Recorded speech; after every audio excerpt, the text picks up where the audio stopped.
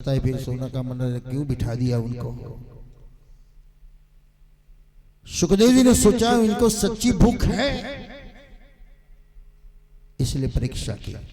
राजा 4 दिन से तो भूखा बैठा है, कुछ खाना पीना हो तो खा लीजिए, आराम करना हो तो कर दीजिए।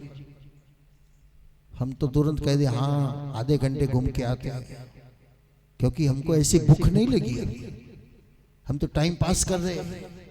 परीक्षित को भूख लगी थी, एक दिन भूख लगी तो आज मेरी ये स्थिति आई, तो अब तो मुझे एक ही भूख लगी है, भगवत प्राप्ति की भूख लगी है। जय हो।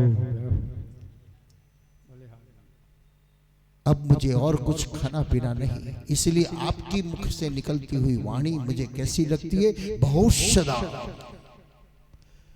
औषधे दोषे दत्तात् गुणात् भवषदा। मेरे लिए भव रोग की औषधि है, आप मुझे सुनाइए। उत्तमे श्लोको यशि इति का उत्तम श्लोक गुणानुवादात् पुमान विरज्येत उत्तमे श्लोको यश इति।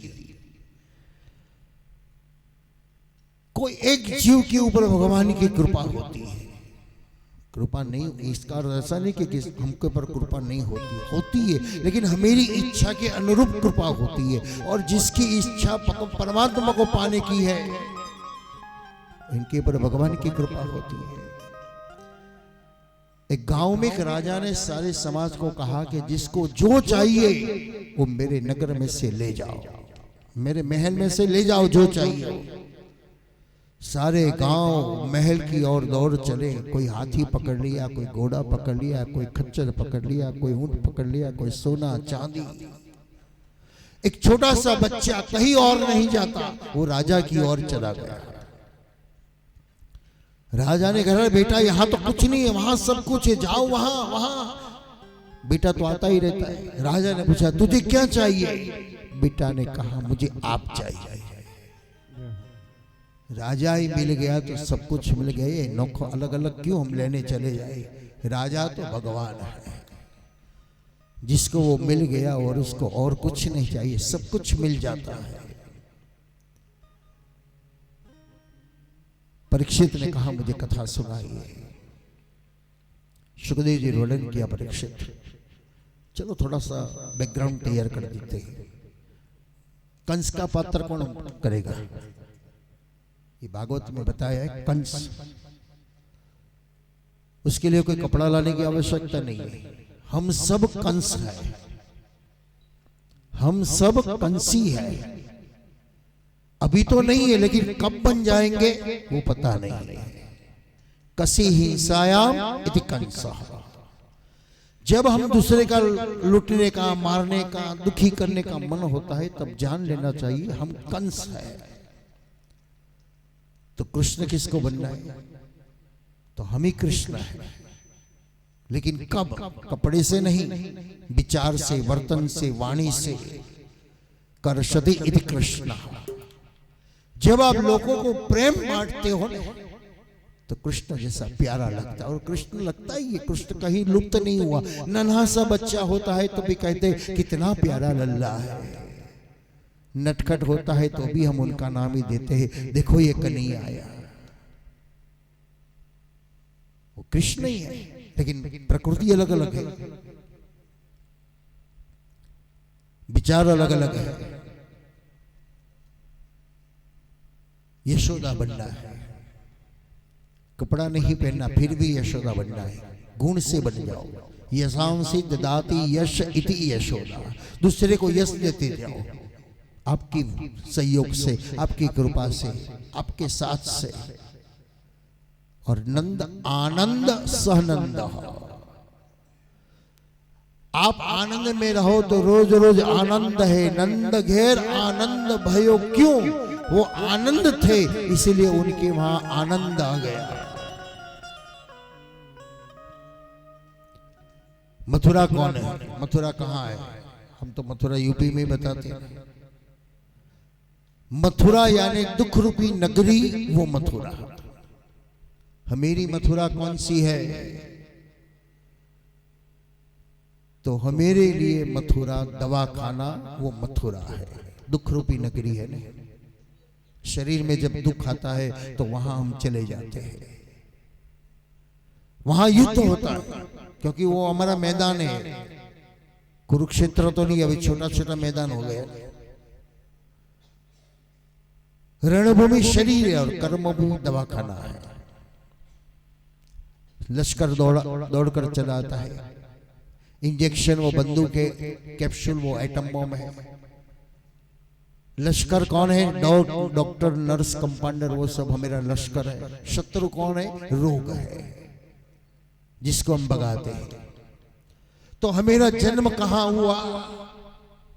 कृष्ण का जन्म कहां हुआ? मथुरा के कालावास में। हम सबका जन्म कहां हुआ? दवाखाना में। आज का तो सबका पैदा दवाखाना में, तो पहले तो घर से होता था, अब तो दवाखाना में सब चले गए। भगवान मथुरा से कहां आए? गोकुल। हम भी 2-4 दिन दवाखाना में पैदा होकर कहां आए? गोकुल। गोकुल कौन सा? हमारा घर। भगवान गोकुल से कहां आए? ब्रज में। हम भी ब्रज में जाते हैं। कौन सा ब्रज? ये बार बार तो यहाँ नहीं आते, हजारों रुपया खर्चा करते, लेकिन रोज जाते। मंदिर, सत्संग, वो हमारा ब्रज है। घर मंदिर, घर मंदिर, गोकुल ब्रज, गोकुल ब्रज। भगवान जहां से आए वहां वापस गए, हम भी जहां से आए वहां वापस गए। भगवान मथुरा में पधारे तो हम भी जाते हैं। संसार में बहुत से युद्ध आता है, उसका तो सामना करता है, लेकिन एक बार काल यवन का संग करके जरासंध जब आया तो हमारे पर अकेला रोग आता है तो डॉक्टर की मदद से बच जाते हैं, लेकिन काल का संग कर आएगा तो हम क्या करते हैं? अस्पताल में, दवाखाने में चले जाते, भर्तियां होती है, डॉक्टर सब बात छोड़ देते हैं और हम भी रण छोड़कर भाग जाते हैं। लेकिन हमारी आसक्ति रह जाती है। भगवान ने रण छोड़ दिया और उसका नाम भी रण छोड़ किया, और हम सबको बताया गया छोड़ दो, छोड़ दो, छोड़ दो। हमने छोड़ना शुरू किया। बैंगन नहीं खाएंगे, आलू नहीं खाएंगे, चाय नहीं पिएंगे। भगवान ने ऐसा नहीं कहा कि बैंगन नहीं खाना, ये नहीं खाना, ये नहीं खाना। भगवान ने ऐसा कहा, लाच नहीं खाना चाहिए, गलत चीज नहीं खानी चाहिए। हम वो सब खाते हैं और बैंगन आलू छोड़ दिए क्योंकि हमको अच्छा नहीं लगता, छोड़ दिए। क्या छोड़ना, क्या पकड़ना, वही हमको पता नहीं। ऐसे छोड़ते ही जाते, छोड़ते, और कितने पकड़ लिया हमने। आसक्ति की छोड़ दो। मिला तो सही, ना मिला तो भी सही। आज चाय मिल गई तो 4 कप भर के पी लिया, और नहीं मिली तो कोई बात नहीं, आराम से दिन बीतता चाहिए। लेकिन जो नहीं बीता तो जान लेना हम इसका गुलाम हो गए हैं। इसके बिना नहीं चलती है, तो कहीं से भी 100 रुपये में भी चाय पीनी पड़ती है, क्योंकि हम गुलाम हो गए। कृष्ण कथा का प्रारंभ है। आइए, कंस दुष्ट नहीं है, फिर भी दुष्ट है। पहले की कथा शुरुआत में सुनेंगे तो कंस कितना प्यार करता है अपनी बहन देवकी को, कितना दास दासी, हाथी घोड़ा, इतना दहेज दिया। ऐसा कोई भाई अपनी बहन को मार सकता है? लेकिन स्वार्थ को नहीं, दोष को शाह। आपत्ति के समय में आदमी अपनी जात बताता है, उस समय पता चलता है वो कौन है, कैसा है। ऐसे तो मीठी मीठी बात कर लेता है, लेकिन जब समय आता है ना, तब सब अपना रंग बदलता है।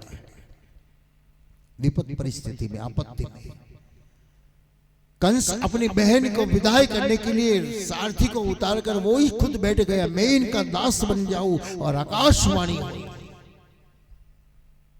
तू जिसको प्यार करता है उसका 8वां लड़का ही तुझे मारने वाला है। बस स्वार्थ आ गया, अंधा हो गया। मुझे मारने वाला तो मैं ही मार डालूं इनको। जो बहन को प्यार करता था आज बहन का केस पकड़ लिया, जो बहन का सिर पर हाथ घुमाता था आज इसको तलवार से काटने के लिए तैयार हो गए। श्रीमद्भागवत गूढ़ार्थ, इनका एक एक श्लोक की व्याख्या हो। यहाँ ब्रज में तो ऐसे बहुत विद्वान लोग हैं जो एक एक श्लोक की कथा पर पूरा दिन बिता लेते हैं। और इसमें अखंडानंद स्वामी जी का तो क्या बात कहे, व्याख्या के साथ, बहुत प्रकार के अर्थों के साथ। सुबोधिनी में वैसा के ऐसे बहुत से भागवत में व्याख्या अलग अलग आचार्यों ने अपने दी है। ये प्रथम दशम स्कंद की जो कथा है शुरुआत की तो बहुत सुंदर है। कोई भी स्थिति में आवेग नहीं आना चाहिए, थोड़ा स्थिरता रहना चाहिए। ये आवेग आ गया, लोभ आ गया, गुस्सा आ गया तो परिस्थिति बिगड़ जाती है। वसुदेव जी को गुस्सा नहीं आया, वसुदेव कुछ बोले नहीं। उस समय समझाने को प्रयत्न किया कि कंस तुझे कौन मारने वाला, ये तो लड़की है, औरत है, अबला है, इसको क्यों मार रहा है? और आकाशवाणी हुई तो अभी बच्चा भी पैदा नहीं हुआ है, क्यों पाप कर रहा है? तुझे बच्चे का भय है तो मैं तुझे वचन देता हूं, जो भी बेटा होगा, बेटी होगी, मैं सब आपको तेरे को दे दूंगा। लेकिन वसुदेव ने सोचा किसी भी प्रकार से कंस के हाथ में से देवकी को मुक्त करना है। आकाशवाणी सत्य है तो मेरा बेटा ही कंस को मारने वाला है और कंस देवकी को मारने वाला भी नहीं है। और इसीलिए वसुदेव जी ने कंस का हाथ पकड़कर कहा, खबरदार, देवकी को हाथ लगाया। ये शब्द सुनते ही कंस भी भयभीत हो गया कि वसुदेव में इतनी ताकत आई कहां से? किसी भी प्रकार से वो समय से निकलना चाहिए, लेकिन वो काल ऐसा है ना तो हमको कुछ याद नहीं करने देता। फिर हम कहते हैं हमको ऐसा लगा था मैं यहाँ से उड़ जाऊं, ये नहीं करूं, लेकिन खो गया क्योंकि होने वाला था। उस समय हम भ्रमित हो गए, हम नहीं समझ सके, लेकिन वसुदेव समझ गए। वसुदेव ने वचन दे दिया, कंस तुझे भय है तो मैं तुझे वचन देता हूं, जा बेटा बेटी सब कुछ दे दूंगा, तो ले जा, मुझे मारने की कोई आवश्यकता नहीं है। पहला बेटा पैदा हुआ, वसुदेव लेकर गए, कंस की मति शुद्ध हो गई। ये संघ का जो फल है, कहीं कहीं जगह पे हम जाते हैं तो इतना आनंद आता है, और कहीं जगह पर हम बैठते हैं तो उद्वेग भी होता है, गुस्सा भी आ जाता है। फिर लगता है यहां इतना आनंद है, यहां क्यों नहीं? तो क्योंकि वो भूमि का फल है। आज कंस की बुद्धि भी शुद्ध हो गई, कह दिया मुझे बच्चे की दुख नहीं है, पीड़ा नहीं है, वो तो भी पहला है, मैं तो 8वां की राह देख रहा हूं, ले जाओ, वापस ले जाओ, ले जाओ। देवों ने सोचा ये दुष्ट पाप नहीं करेगा, भरेगा तो 8वां आएगा कहां से? 6 बच्चे हो गया, 7वां गर्भपात हो गया, 8वां जन्म। लेकिन कब भगवान आए?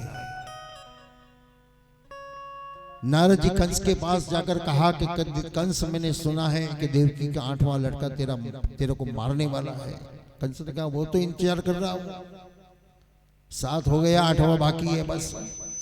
कंस, नारद जी ने कहा मूर्ख, तुझे पता नहीं, ये तो भगवान है, कैसा चक्कर घुमाएगा तेरे को समझ में नहीं आएगा। तो बताओ महाराज, एक गोल राउंड बनाया, 8 खाना पढ़ लिया और गिना है, यहाँ से गिनो तो पहला 8 आएगा, वहां से गिनो तो ये 8 आएगा, यहाँ से गिनो तो ये 8 आएगा। कंस ने सोचा महाराज ये क्या कर रहे हो, मुझे समझ नहीं आया। नारद जी ने कहा ये सब तेरे काल हो सकता है, 8वां यानी वही 8वां नहीं, जहां से भी गिनती करो वो 8वां कहीं भी आ सकता है।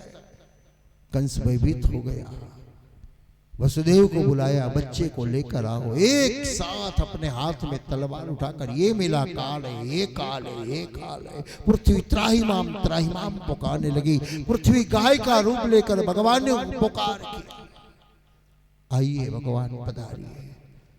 देवों ने गाय को आगे किया। देखो जहां जहां गाय आती है, पहले के समय में भी गाय थी, देवताओं के पास भी गाय थी, हमारे समय में भी गाय की आड़ लेते थे, और आज भी गाय की आड़ लेते हैं, अपनी पत्नी को आगे कर देते हैं। जहां नुकसान आया, कोई झगड़ा करने के लिए आए तो पत्नी को आगे कर देते, तो सामने वाला शांत होकर चला जाता, अच्छा चलो कोई बात नहीं। भगवान ने भी गाय को आगे किया। पुरुषोक्त से भगवान की स्तुति की। सहस्र शीरगा पुरुषा सहस्राक्ष सहस्रपाद सभो विघ्नो शरवंत स्मृतवांत इष्टदशा गुलाम। एक ही श्लोक से शुरुआत करते ही विदितोषी भगवान साक्षात। बोलो એટલો ઇમરજન્સી અવાજ ભગવાનના સુધી પહોંચી ગયો, તુરંત ભગવાને કીધું બસ હું આવી જ રહ્યો છું। क्योंकि पृथ्वी की पीड़ा भगवान समझ रहे थे, भगवान को पता था, लेकिन ये सोच रहे थे ये अभी तक बुलाती क्यों नहीं मुझे। और जैसे ही पृथ्वी ने प्रार्थना की, भगवान ने तुरंत आवाज दे दी। देव देवियों को कहा आप सब जाइए। भगवान हम जाए तो से, लेकिन हमको क्या मिलेगा, क्या चाहिए आपको। जैसे यशोदा को प्यार मिलता है ऐसा प्यार हमको भी चाहिए। भगवान ने वचन दिया आप सबको देंगे, लेकिन देवताओं ने कहा नहीं भगवान पहले आप जाइए। भगवान मां के उदर में अष्टमो गर्भ, और देवता लोगों ने गर्भ स्तुति की है। यहां वेदांत के लिए, वेदांत ऐसा कहता है कि गर्भ यानी नरक। ये वेदांती लोग की ये चौट है। वेदांत गर्भ यानी नरक कहता है, और वही गर्भ की स्तुति श्रीमद् भागवत में होती है। तो नरक कौन सा? जहां भगवान विराजते वहां नरक नहीं होता, वहां भी स्वर्ग हो जाता है। इसलिए सत्यम व्रतम सत्य परम त्रिसत्य सत्यस्योनि निहितम त्रिसत्य सत्यात्मकम त्वाम शरणम प्रपन्ना। 9 बार सत्य सत्य करके सभी देवता लोग गोकुल की ओर चल पड़े। समय आ गया, श्रावण मास कृष्ण पक्ष अष्टमी तिथि मध्य रात्रि अभिजीत मुहूर्त। भागवत के 5 श्लोक का जो प्रागट्य का वर्णन है बहुत समझने वाला है। इसके ऊपर कथा करें तो 2-3 घंटे तो ऐसे कथा हो जाए, लेकिन संक्षिप्त में थोड़ा थोड़ा सुन ले। नद्यः प्रसन्न सलिला, आज श्री यमुना जी प्रसन्न हो गई, नवोड़ा के रूप में 2 कांठे पर बह रही है, क्योंकि अपना प्रियतम आ रहा है। तो हम भी नवोड़ा के रूप में हो जाए, हमारे भगवान आ रहे हैं, ऐसी प्रसन्नता उत्कंठ आनंद होना चाहिए। गगन निर्मल कणोदय, आकाश स्वच्छ हो गया। क्यों? कोई वादरी को अपने बादल को अपने हृदय में नहीं लाए। अरीसा में अपना मुखारविंद सुंदर कब दिखेंगे? अरीसा में कुछ दाग नहीं होता तो मुखारविंद सुंदर दिखता है। ऐसे हृदय में कोई दाग आ गया तो भगवान हृदय में पूर्णता से नहीं आते। इसलिए गगन निर्मल कणोदयम, आकाश स्वच्छ हो गया। बिना ऋतु का फल फूल होने लगा। मही मंगल भूपिष्ट पुरग्राम व्रजाकर, चारों ओर मंगल गान मंगल घोष मंगल नाद सुनने लगे, क्योंकि स्वयं भगवान मंगल स्वरूप आ रहा है। भक्तों पुकार कर रहे आविर्भव आविर्भव, और दुष्टों रो रहे। देखो सावन मास आता है ना, तो हंसती रड़ती फिल्म दिखने को मिलती है। कौन रोता है? तो 3 पत्ती वाले रोते हैं। पूरा महीना 3 पत्ती खिला, इतना 1000 हार गया। और हंसता कौन है? जो कृष्ण की सेवा करता है, शिव की आराधना करता है और भगवान की प्रसन्नता होती है, वो खुश होता है। तो इसीलिए संभवामी युगे युगे, यहाँ सतयुग भी है और कलयुग भी है, यहाँ भक्तों भी है और दुष्टों भी है।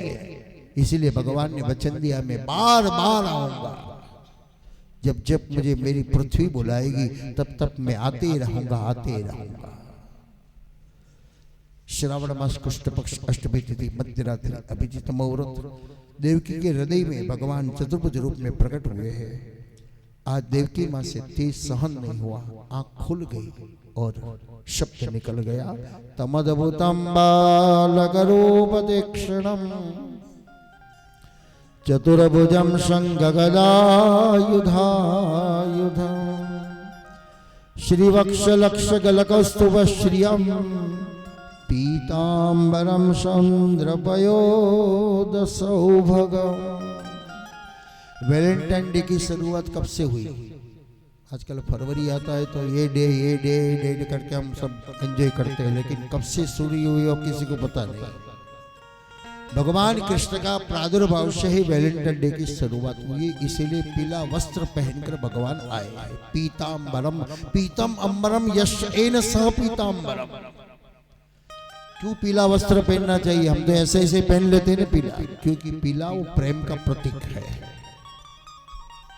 प्रेम देना चाहिए और प्रेम पाना चाहिए, इसीलिए भगवान पीतांबर पहनकर है, सबको प्यार लुटाने के लिए और सबका प्यार पाने के लिए। अंबुजेक्षरम अंबुजायाम इक्षणे यशसः। यहां भगवान खुली आंख रखकर आए और चारों ओर देख रहा है। श्री महाप्रभु जी किसको खोज रहे हैं भगवान? तो अपनी प्रियतमा लक्ष्मी को खोज रहे हैं। गला कौस्तुभश्रियम, ये कौस्तुभ मणि धारण किया है क्योंकि जीव तत्व को अपनी ओर खींच रहा है। अंबुजायाम इक्षणे यशसः। ब्रह्म को भी देवकी माँ ने देखा ये ब्रह्म है कि बालक है, और इसीलिए शब्द एक दिया अद्भुत तमद्भुतम। देखो परीक्षित का प्रश्न था क्या? चरितम परमाद्भुतम। परीक्षित ने यही प्रश्न कहा था, मुझे भगवान की अद्भुत कथा सुनाइए। तो अद्भुत पहला अनुभव किसने किया? देवकी माँ ने। तम अद्भुतम दूसरा अनुभव किसने किया? भगवान शंकर ने किया। अहो आश्चर्यम, जगत का ब्रह्म बालक बनकर गया। ये सुनते ही भगवान शंकर को आनंद हो गया, आश्चर्य हो गया, और हिमालय छोड़कर दौड़कर चले आए।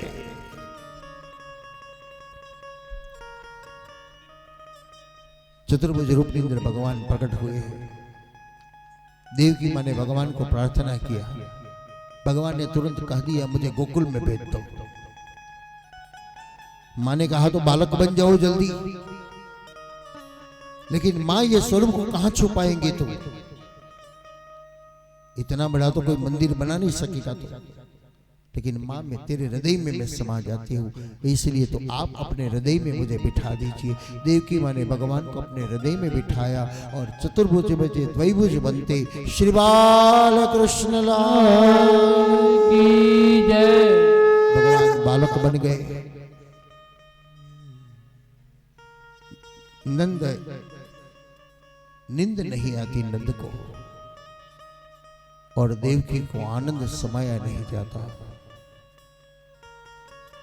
वसुदेव जी ने अपने मस्तक पर धारण किया, क्योंकि भगवान ने बता दिया मुझे गोकुल में छोड़ दीजिए। क्यों ऐसा भगवान ने कहा? तो महापुरुष कहते हैं कि भगवान ने सोचा होगा कि जिन माँ ने मेरा ये चतुर्भुज रूप का दर्शन किया है, वो माँ मुझे गोद में नहीं खिला सकेगी, वो नहीं स्वीकार करेगी। एक बार पकवान खा लिया और एक बार सूखी रोटी खाने को मिले तो हम नहीं खा सकते, लेकिन सूखी रोटी खाई है और कभी पकवान मिल जाए तो हम आराम से खा सकते हैं। तो भगवान ने सोचा अद्भुत रूप जो मेरा दिख लिया है, वो बालक के रूप में मुझे नहीं स्वीकार करेगा, थोड़ा वियोग होना चाहिए तो मुझे प्यार मिलेगा, माँ को भी प्यार आएगा। और इसलिए कह दिया मुझे गोकुल में छोड़ दीजिए। वसुदेव जी ने मस्तक पर प्रभु को धारण किया। यहां भी बहुत से भाव है। कोई कहते हैं कि कंस के त्रास से सिपाही सब कंस के विद्रोह हो गए थे, इसलिए लोगों ने सपोर्ट दिया। अध्यात्म का भाव कहता है योग माया का प्रादुर्भाव हुआ है और सब निद्रा में आ गए और वसुदेव का सहयोग मिल गया, दरवाजा खोलकर निकल गए। वहां जाग रहा है कौन? श्री यमुना जी जाग रहे और नंद बाबा दो ही जाग रहा है।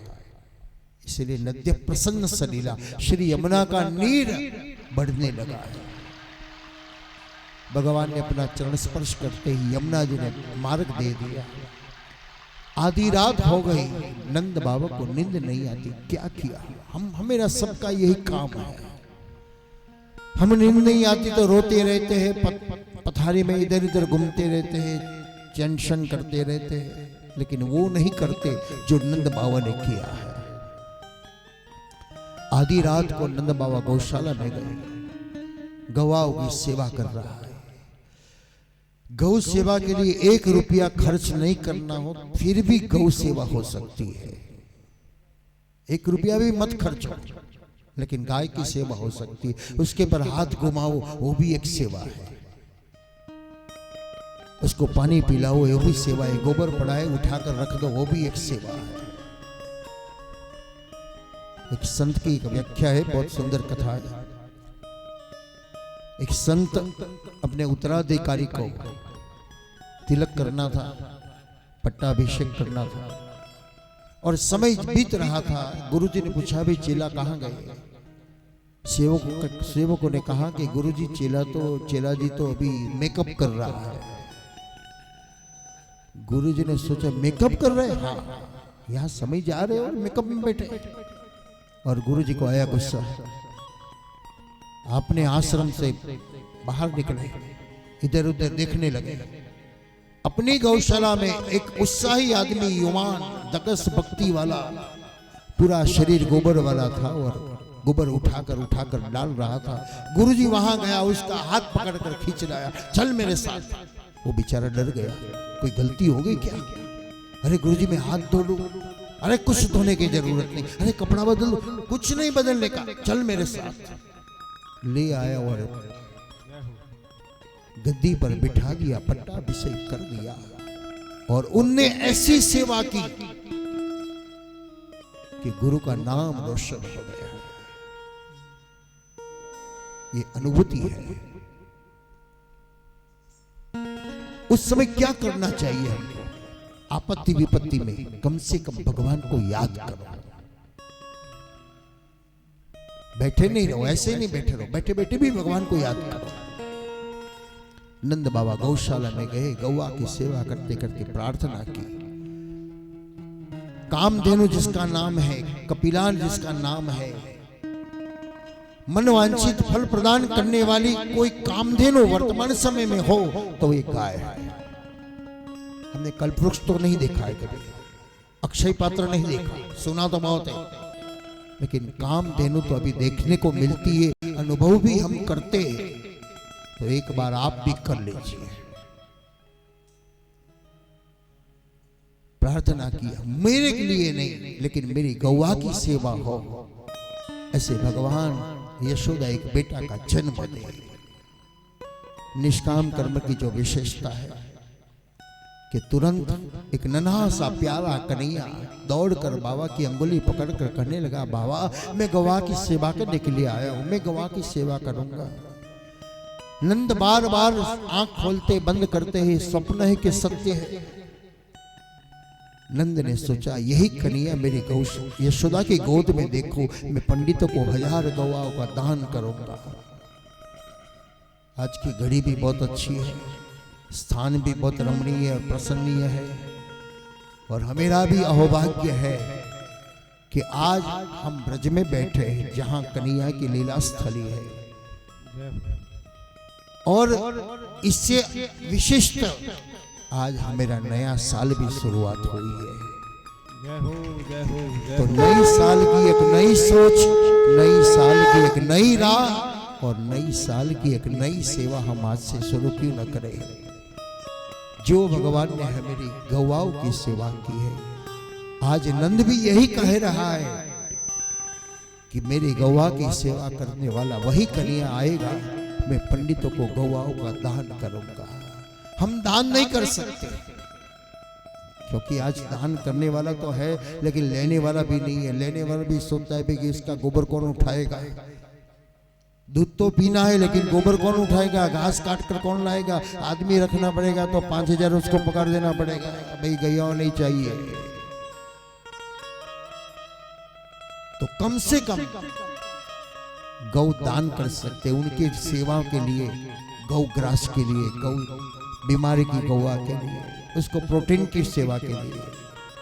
तो आज बेस्ता वर्षना दिवसे तो આપણે બધું કરીએ જ છે। નાના નાના છોકરાને 5-10 રૂપિયા આપીએ, વડીલ મોટા છોકરાઓને આપીએ। તો આજે આ કનૈયો નાનો બનીને આવે છે અને એની સેવાની અંદર આપ સૌને હૃદયમાં પ્રભુ પ્રેરણા કરે થવાની છે। તો કારણે આ સ્થાન જ એવું છે અને એ સ્થાનની અંદર આજે નંદ ઉત્સવ ઉજવી રહ્યા છે। નંદ બાબા 1000 ગાયોના દાન કરે તો આપણે આપણી શક્તિ પ્રમાણે એક ગૌ સેવાની અંદર કંઈક અર્પણ કરી આપણા જીવનના આ પ્રસંગને યાદગાર બનાવીએ કે જન્મ કૃષ્ણ જન્મની કથા ચૈત્ર સુદ પ્રતિપદાનો દિવસ, નવા વર્ષની શરૂઆત અને વ્રજભૂમિમાં કથા, એમાં ત્રિવેણીનો સંગમ છે. પાછો વિલાસબેન, સૌદામિની બેન, માયાબેન અને આટલો બધો સાગર, આ 110 માણસનો સાગર એકમાંથી બોલો 110 થઈ ગયા.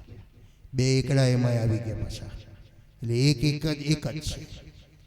કારણ ઉપનિષદ કહે છે એકમેવ દ્વિતીય એકોહમ બહુશ્યાત દેક્ષત પ્રજાયતે.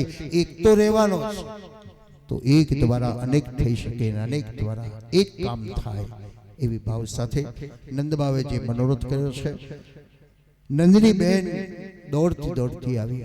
વસુદેવજીએ પ્રભુને પધરાવ્યા, યોગ માયને છાપ મારી દીધા. ભૈયા ભૈયા ક્યાં, અરે ક્યાં નહીં વો બતાતા.